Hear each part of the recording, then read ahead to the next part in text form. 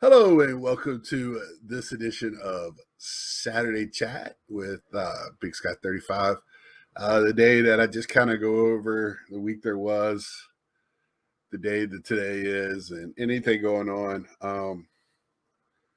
I was thinking about showing all, I like to show off parts of my collection that, I show editions and stuff I picked up, but how I store it, how I put things together, what I hang on to, how I PC things. And today I've showed the 60s Mets. I was going to show 70s today.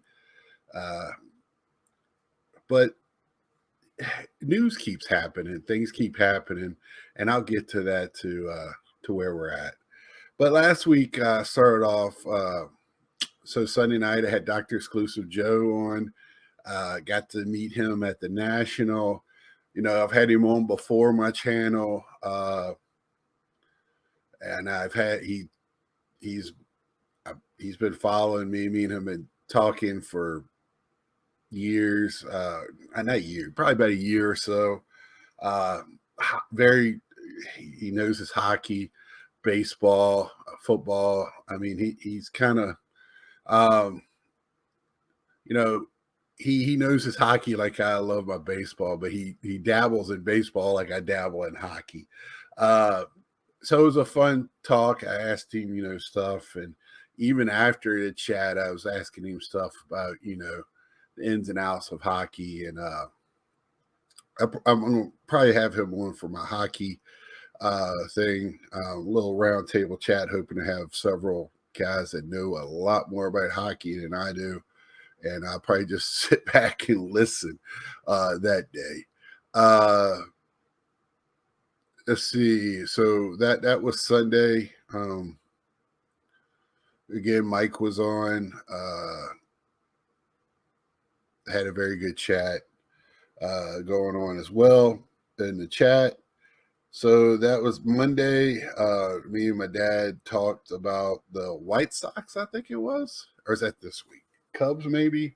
Cubs. I forget. We're talking about baseball. It's just me and my dad just talking about baseball. We're going to talk about White Sox this week. I'm confusing myself. The Cubs was last week. It was Cubs, another rich history team. We're going to do White Sox, another team with rich history. I mean, it was so much you just couldn't cover it all. We don't want to be on for hours. It's when we first talked about it, it was supposed to be like 20 minutes, 30 minutes, and we were 45 minutes, sometimes over 50 minutes. But we try to keep it down a little bit, something for drives or background listening. But really enjoy doing that with my dad. Basically, it's just me and him just talking about baseball. Me and him don't know everything. We're not experts. We just give our 2 cents and, take it for what it is. But we enjoy doing it. And I mean, he hit a couple of things on the head. He talked about Otani, looked fatigued. He's been watching this sport intensely for a long time, listening to it, reading about it. He taught me, he coached me, coached my teams as a little kid. So it's something that we both love. So it's a passion, and I hope it comes out on those shows. Then Wednesday, I showed off purchases from Mike O's store. I think most of them were from his live sales on Tuesday night. He buys quite a bit of product, breaks it, so I could get quite a few singles from him. I've been showing off on Instagram some of my other pickups too, from eBay, which I'll be showing this week probably. Even though I do have an SGC order coming back sometime this week. And I think I have right now at the post office, which I'm going to go pick up today, a PSA auto authentication return. So I might show that this week. I don't know. I got a nice stack over here. Let's see. So that was Wednesday. And that, if you want to see how I collect, that'll show you right there. I'm, very strict on my PC right now. Because I am very strict with my hobby dollars. So I want to get stuff I really did. I even went through, I don't know how you all do it, but like on my eBay store, I put a lot of watches. So that way, I noticed here lately, well, for last year, uh, especially higher dollar stuff that's been sitting there for a while, you watch it, you tend to get offers, and that shows you that the person's motivated to sell. And if they have a counter offer, you can counter offer and at least talk back and forth on, on what the price should be. Because I think I don't care what comps are. I really don't. If something is a brand new product, I don't care. I I know the numbering system on the back and color variants and this, that, and the other, and I'll pay up for a shorter, print, one of five, something of 5, 10, whatever, one of ones. I understand that, but there's got to be a limitation to it. It's not uh, oh, I have this 101, so it's automatically thousands of dollars. Uh, so I don't play in that. I don't play that game, and maybe that, and I miss out on stuff because of that. Uh, and it might even make me a little bit, you know, I don't, I don't know if that makes me uh, hard headed. I kind of I want to use a bad word, but butthole, I guess, is what when it comes to that, because I just, I've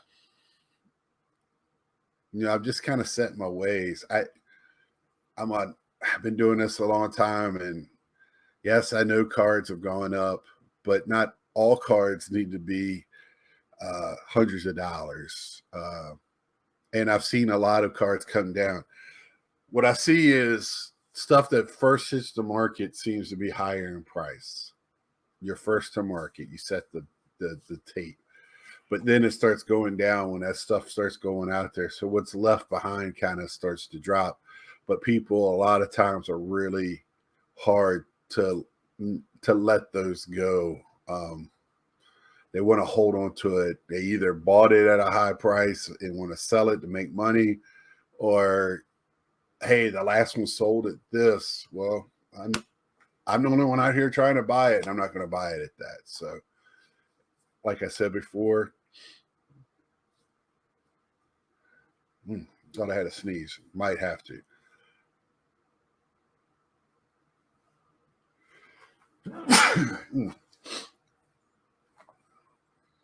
5, 4, 3, 2, 1. I don't have fear of FOMO. I just, I don't have those issues. So I just fear FOMO. That's kind of a double negative. But anyway, I just caught myself saying it. But it'll come back around if it's meant to be. I've said it before. Like my PC, I have large collections in these guys.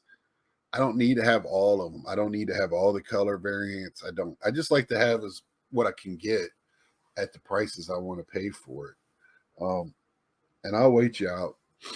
I've waited years for some 2019 rookies to come about. People get smart about their pricing, and I think I've overpaid on some of that stuff, to tell you the truth. But it is what it is. So when it comes to Pete Alonso stuff and this new Topps anniversary, platinum anniversary stuff's come out, some of the prices on the lower number a little ridiculous for what it is. It's a year-old product already. It's not vintage. It's not rare.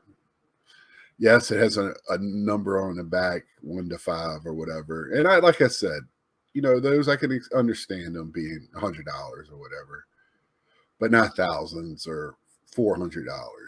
Same way with short prints, stuff like that. I just think, it's just sitting in your store for a long time for a reason.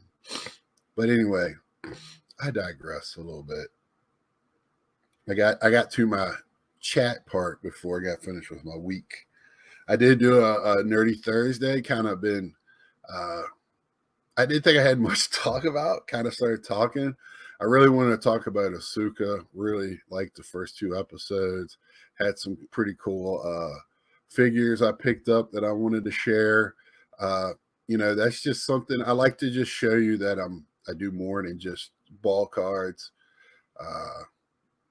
I like to have stuff like that, so the burnout doesn't set in. And I mean, I really enjoy cards, and I never really had a burnout. But I take that during COVID is when I turned more and shifted to some of this other stuff that I collect, because everything went up, even in the other things that I collect. But if I was more diverse in what I was collecting in some of my other hobbies, I had a wider range of stuff to try to at a reasonable price. And I've cut back. Video games, I've cut way back. I'm only picking up one system. And it's Star Wars figures. It got to be something special. And Batman, I've said it's 66 stuff, and that's about it. But the cards, I pick up Star Wars cards. I love them. I wish I could find more non-sports stuff that I really enjoy. I was picking up Walking Dead ones, and they didn't do anything for me. They were scene cards. I just didn't enjoy those as much. So that's why it's tough for me to find non-sport cards that I really like, because I like character cards, not scenes. I like Last of Us. I really hope they come out with something with that, or some other stuff, that TV shows or movies. I know Marvel keeps making Marvel cards, and I wish somebody would make DC cards. I don't know why that's not a thing. I mean, I know I guess there's not like Marvel is taking over because of Disney, but DC Comics has still got we got fanboys out here. We would buy it. But anyway, let's see. So that was Thursday. And then today is today. So I've been chatting it up a little bit for what each day brought, why I do the things I do. But so I want to talk. Also, last night was Friday. I was on Because I'm Carlos. Please watch that. I thought it was pretty good.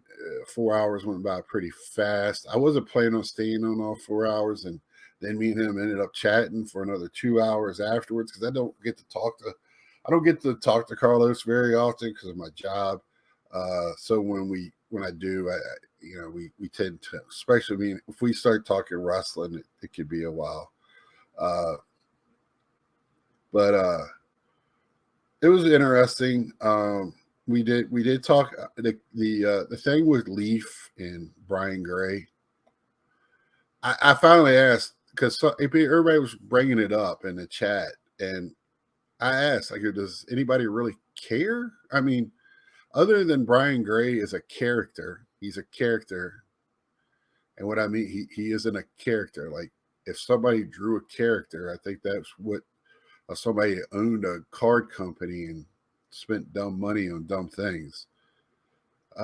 He would be that character, and I personally, I never really cared for him. Some things have come out of his mouth, I'm just like, huh? But does it really matter? I mean, Leaf is Leaf. I do have some wrestling 8x10s of Leaf. I don't really pick up Leaf cards, even if it's my PC guys. I'd rather spend that money on other stuff. My collection is not that robust where I'm down to buying Leaf. And I just was like, him leaving as CEO, he's still owning it, as everybody thinks. So who cares? Even if he sold it, who cares at the end of the day? It's Leaf. I mean, they're a far, fifth, sixth company. I mean, so, and with everything else that I'm about to talk about. So, the Players Association, NFL Players Association has decided to quit Panini.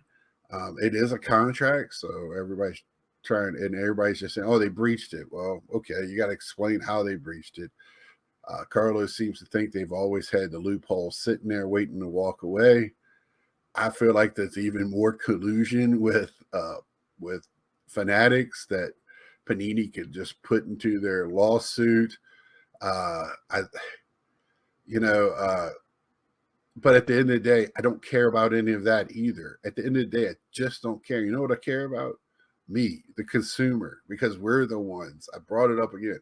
We're the ones that's going to pay for it. I'm like, why is Fanatics so hard going after you? You've already bought them. You have them in 2025. You have everything in 2025. You already have baseball. You already have baseball. Why are you trying to do this? I know a lot of people think it's a, baller move, whatever. To me, I start wondering why. I brought it up. Did they overpay? Are they hurting for money? What is going on? Makes me bring up more questions than sit there and go, oh, da da da da da. I want to put the glasses on Fanatics. Uh, I, I tend to wonder what is going on with them and why. Because it just doesn't make much sense, or it's just going to prove if you have a chance to see Bobbles, Fanatics just doesn't care about the consumer. Everybody thinks it's a baller move. They went out and signed some of the rookies in basketball. Well, that just shows you that now there's not going to be rookie cards of autographs of some of the basketball players. Like I said last night, what are we going to do are we going to, as a football collector, are you going to buy the Players Association card from Fanatics Tops and then glue it to the Fanatic or the Panini player team card? I don't understand. It doesn't make sense why. I know everybody's out to make every last cent they can get, like it's going to go away. Like having one more dollar in your coffer is going to, I don't know how much more money everybody needs, but that's just how I look at things. And I know it's capitalism and all of that stuff, but my God, it's at the end of the day, it's going to be the consumer that pays for it all. I feel the same way with the strikes going on in the movie and TV industry. At the end of the day, us consumers are the ones that's going to pay for it. The top dogs ain't going to lose their money. They're going to make sure they make their money back. I remember when I was living in Virginia, Comcast bought Time Warner Cable. And the day that sale went through, the next week I got my bill in the mail. And this doesn't sound like a lot, but I always check the current one to the old bill. And it was $1.50 more. And it was some random charge, monthly charge that was $1.50. And I called them. I said, why is my bill $1.50? And they tried to explain to me that one of the TV networks. And I was like, no, tell me the real reason. I want to hear it from you. And they were like, what do you mean? I was like, well, you bought Time Warner for X amount of dollars. And if you have X amount of people having cable at $1.50 more, we just bought Time Warner. Comcast didn't buy it. We bought it. So I use that as just, just the way it works.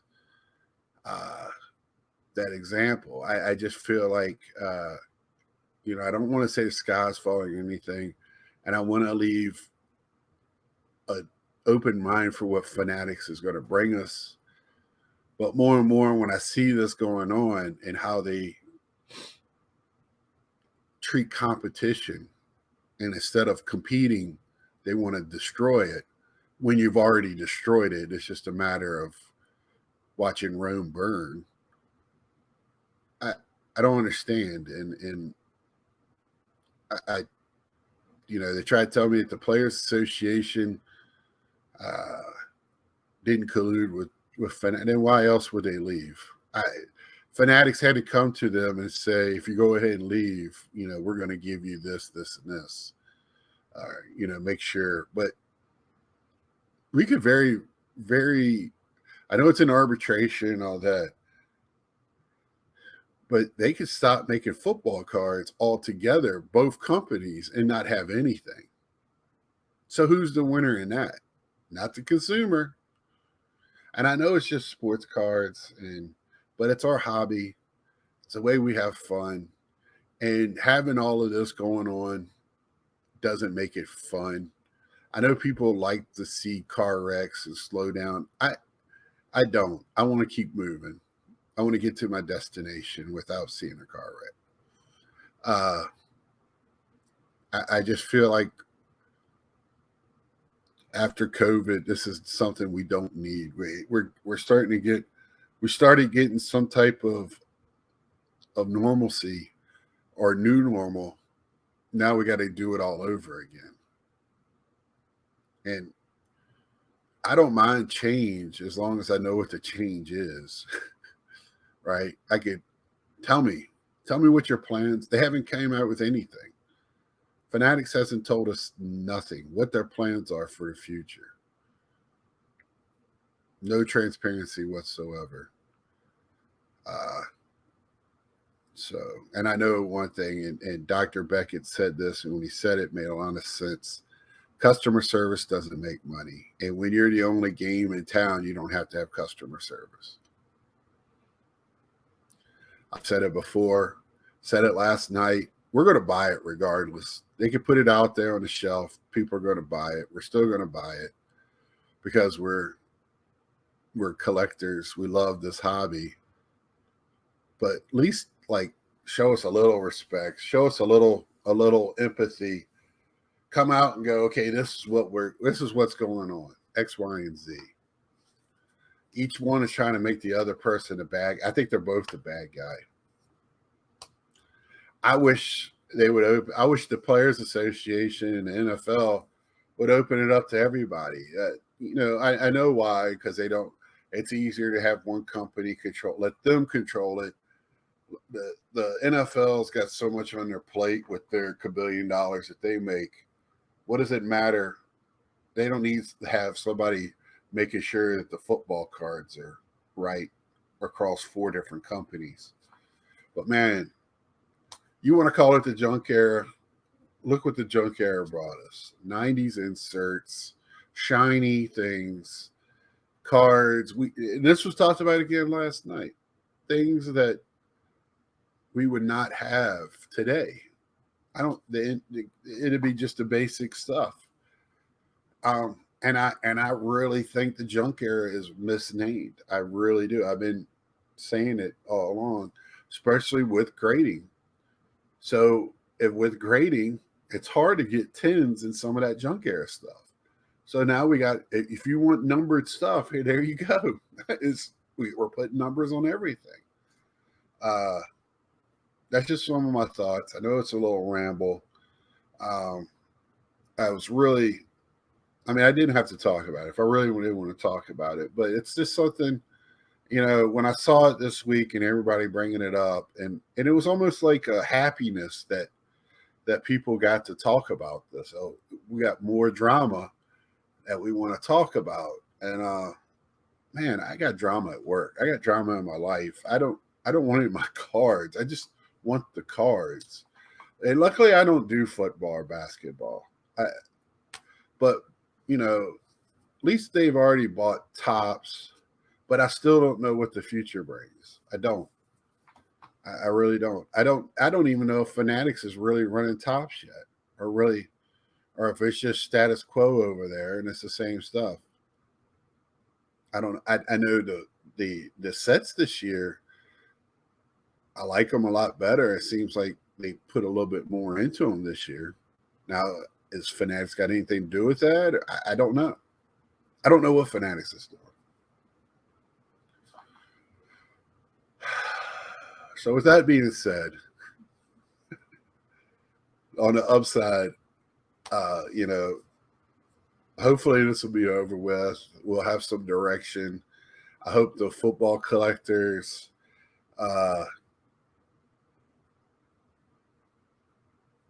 not much of a delay. I said it last. If I won the lottery, I think I would open my own printing press, because that seems to be the issue with a lot of these companies. Yeah, I don't know why there's not more printing presses out there. Each company own their own. I don't know what goes in. I know it was cheaper to let another company own the space, contract it out, let them own the people, let them, pay the wages and all that stuff. But my God, uh, it just you should have control over as much of it as you can, as much of it as you can. Own the building, own the property, and you ain't got to worry about it. What else this week? I think that's it on that. Some sad news in the wrestling world of Terry Funk, which, Terry Funk put himself through a lot of banging and bruising. So I think he probably surpassed his clock. But I feel sorry for the Funk family. Funk you for life. I think he spanned 4 or 5 decades in the wrestling world, him and his brother. And they'll always have a lasting mark on the wrestling world. Bray Wyatt brought one of the most interesting characters to WWE. I just thought, and it was after the Attitude Era, which kind of sparked real life into that company with them, and you had Reigns and that group. You had some cool little factions, and you still had the Undertaker. You still had you had CM Punk. So wrestling was still fun at that point for WWE. Not to me now, it's kind of bland for WWE, but and Carlos touched on something last night. To listen to see all the outpouring of all the wrestlers, his co-workers, just like when Brody passed, it lets you know that he was a top guy. He was, fun to work with, good guy in the locker room, great family guy, has, wife and 2 kids. He's part of the Rotunda family lineage. The tree that he's from in wrestling is huge, just as big as the Rocks. And if you grew up in here in this area, the South, you knew the Rotundas, you knew the Wyndhams very well growing up. So it's sad. 36 years old, heart attack. Some rumors on where it came from, but nothing. I mean, nothing like. I mean, I guess I read something about complications with COVID. I should mention that. So sad week in the wrestling world. I did watch the SmackDown last night while I was I just had it on the side when I was on Carlos. Great tribute. WWE does that well. They always have, with a few matches that made sense. So it was good. They even had they brought back Rowan Redbeard in AEW now. So that was, I like that they did that. Uh, so very, very, very, very interesting. With that, that ends the week that we're on now. I was going to talk a little bit about another thing that really kind of got me, and I'll just touch on it for a minute. Again, another person saying that the addiction, and I agree. I'm sure we're all a little have some type of addiction to cards. Uh, I've stopped buying for months at a time. I've curtailed. I'm selling now, trying to get rid of, just purging, which I've never even thought about in the past. I've thought about it, but now I'm really actively doing it. Uh, you know, it just, and I brought this up. I like to give as much thought as I can. Is it just tougher now that you can't buy a box, get it, few things, get your hits or whatever in it, or the rookies graded cheaply, and then flip them, get your twice your money back, and move on? Those days are probably past us. You got to grind it now. Uh, and I think people get confused. The newer people that came in got flipping and collecting confused as they're the same thing. Um, if you're in it just for the pure thrill of flipping, that is part of this hobby. It is. But that's not the same as collecting, right? You can't tell me, oh, I'm collecting now because I got these cards that I'm holding long term. You just contradicted yourself. That means you're selling them too. Um, you know, I,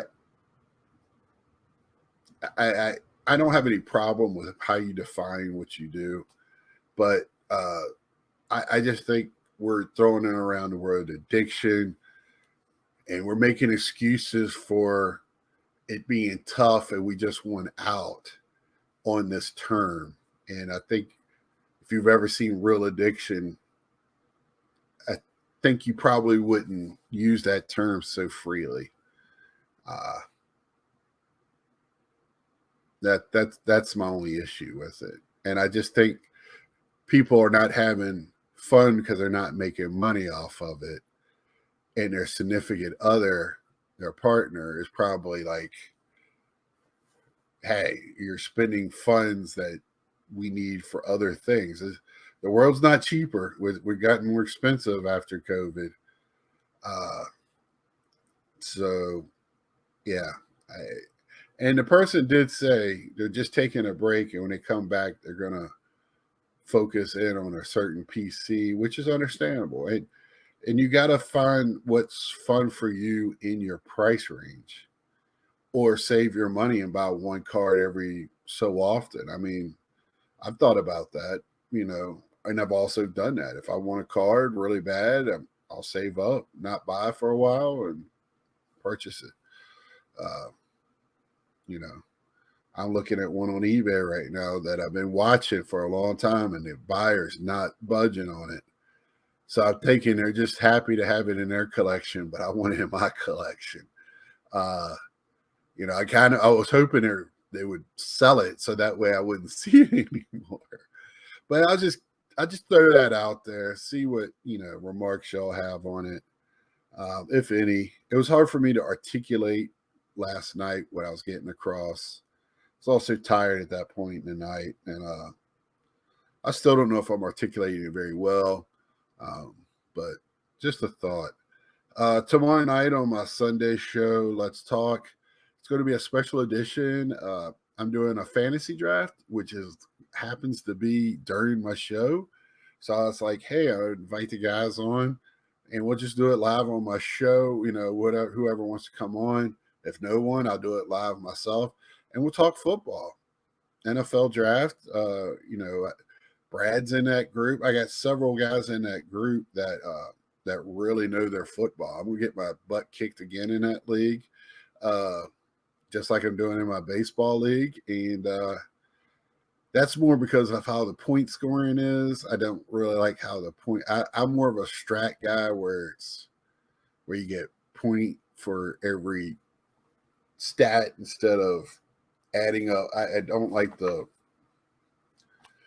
it's still a week to week thing, but I don't like the way it's being way the points are. But anyway, I still can't get a handle on it. If that makes sense. But anyway, it's almost done. Season's almost done. But anyway, enough of that. The NFL. So I'm not going to have I don't know who's coming on. I'm just kind of making it open to my league. And like I said, it might be just me. Mike O's in the league, so he'll probably come on. I think Dave said he's the one running it. So we'll see. We'll see who comes on. It's my first one. I got another one next weekend for work league. Got my butt kicked in that last year too. So it is what it is. I used to do a lot of. I got out of fantasy when I was in Iowa because you couldn't do it for whatever reason, but all my leagues were in Virginia. So I just was like, it was so tough to be. Even when I was living in Virginia, all the guys, one of my leagues, to try to get 12 guys together at one time to do a draft was almost impossible with these 12 people. So I just said, I was working swing shift, and I was like, I make time, and I don't I know you have families, but still, come on, guys. It's an hour. But anyway, I digress again. So that's tomorrow night, my Let's Talk NFL Fantasy Draft. So until then, share. Let me know, your thoughts on, are we addicted? Mike O always says, hey, we're a little off. We sit here. I do 4 or 5 shows a week. I collect. I have almost my whole apartment got stuff in it. So I am not the regular card collector. I am over the edge. But for the right reasons, I think I could stop tomorrow. Can I stop 100%? Maybe not, but if I had the right reasons, all this would come down, all of it, and I would just store it or sell it or, try to find homes for it. But I could break it down, but I don't want to. I don't have that reason right now. So until next time, see ya.